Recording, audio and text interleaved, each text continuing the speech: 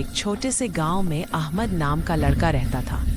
अहमद बहुत गरीब था, लेकिन उसके दिल में अल्लाह पर गहरा भरोसा था। वह हर सुबह नमाज पढ़ता, लोगों की मदद करता और झूठ से कोसों दूर रहता। एक दिन गांव में बहुत बड़ा सूखा पड़ गया। खेत सूख गए, कुएं का पानी खत्म हो गया। सब लोग परेशान थे। गांव वाले पानी के लिए तरस रहे थे। सबने कहा, अब तो बस चमत्कार ही हमें बचा सकता है। अहमद ने सुना तो बोला, अल्लाह पर भरोसा रखो, वो रहम करने वाला है। अगले दिन वह गांव के बीचों बीच गया, नमाज पढ़ी और दोनों हाथ आसमान की तरफ उठाकर दुआ करने लगा। बाकी लोग उसे देखकर हंसने लगे। किसी ने कहा, इससे क्या होगा? लेकिन अहमद ने कहा, अगर सच्चे दिल से दुआ करो तो अल्लाह जरूर सुनता है। कुछ ही देर में आसमान में काले बादल छा गए, तेज हवाएं चलने लगी और कुछ ही पलों में बारिश की बूंदें गिरने लगी। गांव वाले हैरान रह गए। हर कोई खुशी से चिल्लाने लगा, अल्लाह अकबर। गांव के बुजुर्ग ने अहमद से कहा। से गांव वाले नमाज, सच्चाई और सब्र का महत्व समझने लगे। उन्होंने जाना कि जो दिल से दुआ करता है और सच्चा रहता है, अल्लाह उसकी सुनता है।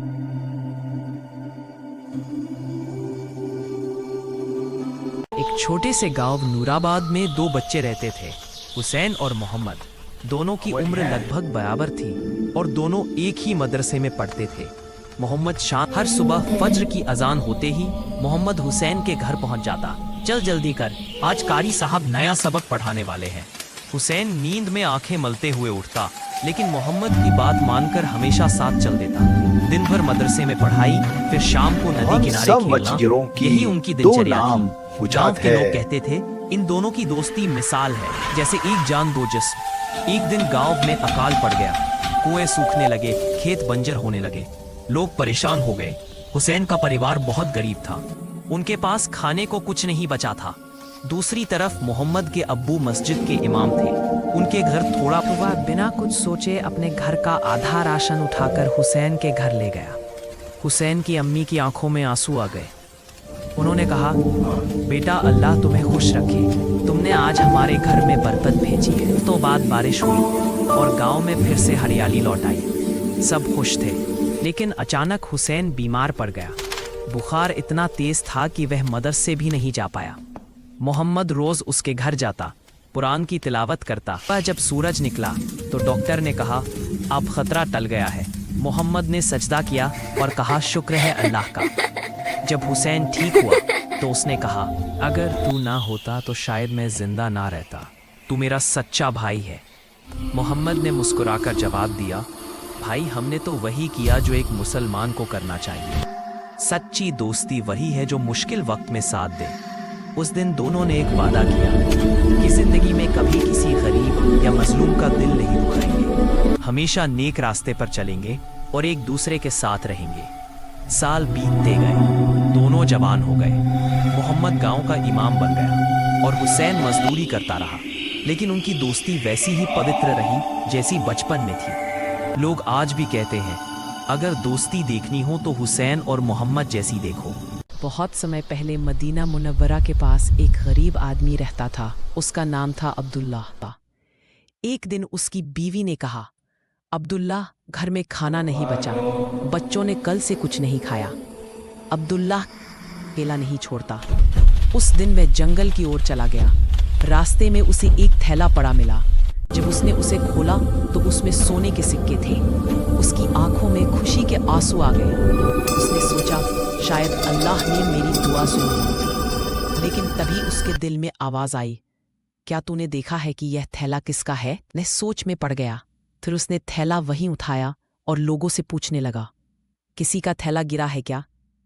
कई लोग इधर उधर देख रहे थे। थोड़ी देर बाद एक बूढ़ा आदमी भागता हुआ आया, रोता हुआ बोला, बेटा मेरा थैला, तंग दस्त नहीं रखे। अब्दुल्ला थैला वापस देकर घर लौट गया। रास्ते में उसके दिल में अजीब सुकून था। रात को जब वह घर पहुंचा तो उसकी बीवी बोली, आज हमारे दरवाजे पर कोई बकरी बांध गया है और साथ में एक थैला रखा है। जब उसने देखा तो उसमें लिखा था, घने जंगल के किनारे एक छोटा सा गांव था। आरव अपने पसंदीदा रास्ते पर निकल पड़ा। जंगल के भीतर उसने एक पेड़ के पास किसी के रोने की धीमी आवाज सुनी। वह धीरे धीरे पास गया और देखा एक औरत सफेद कपड़ों में, बाल खुले हुए, पत्थर पर बैठी रो रही थी। आरव का दिल तेजी से धड़कने लगा, लेकिन उसने हिम्मत नहीं हारी। वह बोला, आप कौन हैं? क्यों रो रही है? औरत ने धीरे से चेहरा उठाया। उसकी आंखों में उदासी थी, पर डर नहीं। उसने कहा, मैं इस जंगल की आत्मा हूँ। लोग मुझे भूतनी कहते हैं। आरव घबरा गया, पर उसके स्वर में दया थी। आपको क्या हुआ? उसने पूछा। भूतनी ने बताया कि कई साल पहले सब उससे डरते हैं। आरव ने उसकी बात ध्यान से सुनी, फिर मुस्कुराया। अगर सब डरते हैं तो मैं नहीं डरूंगा, मैं आपका दोस्त बनूंगा। भूतनी पहले तो चौंकी, फिर उसके चेहरे पर हल्की मुस्कान आई। उसने कहा, सदियों बाद किसी इंसान ने मुझसे ऐसे बात की है। उस दिन से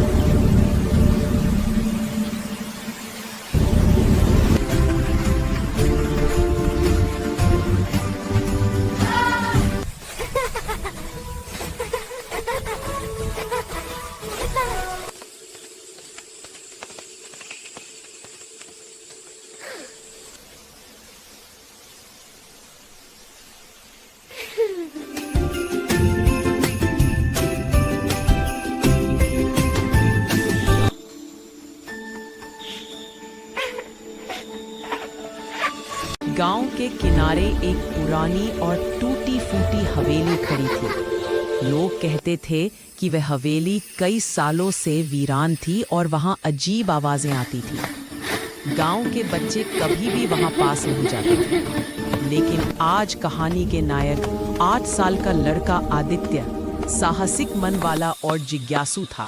आदित्य का मन अक्सर नई जगहों की खोज में रहता था। वह हमेशा कहता, अगर डर से भागते रहो तो कभी सच्चाई नहीं जान सकते। एक दिन स्कूल से लौटते समय उसने तय किया कि वह हवेली के रहस्य को खोज निकालेगा। संध्या का समय था। हवेली का दरवाजा धीरे धीरे चरमराते हुए हिल रहा था। आदित्य ने गहरी सांस ली और कदम बढ़ाया। हवेली का अंदरूनी हिस्सा अंधेरा और ठंडा था। फर्श पर धूल की मोटी परत और पुरानी किताबें बिखरी हुई थीं। दीवारों पर मकड़ी के जाले थे और कुछ जगहों पर रंग उखड़ चुका था। आदित्य ने अपनी टॉर्च जलाई और हर कमरे में देखा। एक कमरे में उसने देखा कि दीवारों पर पुराने चित्र लगे थे। चित्रों में अजीब चेहरे और भयावह आंखें थीं, जैसे वे उसे देख रही हों। आदित्य थोड़ा डर गया, लेकिन उसने अपने डर पर काबू पाया और धीरे धीरे आगे बढ़ता गया। हवेली के बीचों बीच एक हरे भरे जंगल में 3 अनोखे दोस्त रहते थे। मोंकी नाम का चंचल बंदर, बन्नी नाम का प्यारा खरगोश और पिंकी नाम की नटखट चिड़िया। ये तीनों दिन भर खेलते, हंसते और एक दूसरे की मदद करते। जंगल के बाकी जानवर भी इनके इस गहरी दोस्ती की मिसाल देते। एक दिन जंगल में बहुत गर्मी पड़ गई। सारे जानवर पानी की तलाश में इधर उधर भटक रहे थे। मोंकी, बन्नी और पिंकी भी प्यासी होठों के साथ जंगल में चल पड़े। अचानक उन्होंने देखा कि एक सूखी नदी के किनारे थोड़ी सी पानी की धारा बची हुई थी। बन्नी ने कहा, चलो इस पानी से हम अपने गले को ठंडा कर लें। मोंकी झट से पेड़ पर चढ़ गया और पिंकी उड़कर नदी की ऊपर से देखा। उन्होंने तय किया कि वे अपनी टोली के लिए पानी साझा करेंगे ताकि किसी को प्यास न लगे। जैसे ही वे पानी के पास पहुंचे, उन्हें पता चला कि नदी में एक छोटी सी कछुआ फंस गई है। पिंकी ने तुरंत अपनी चोंच से उसे पकड़ने की कोशिश की, लेकिन वह अकेली नहीं कर सकी। मोंकी ने अपनी लंबी दहाड़ी पकड़कर कछुआ बाहर निकाला और बन्नी ने उसकी मदद की। तीनों ने मिलकर कछुए को सुरक्षित किनारे पर लाकर उसकी देखभाल की। उस दिन के बाद तीनों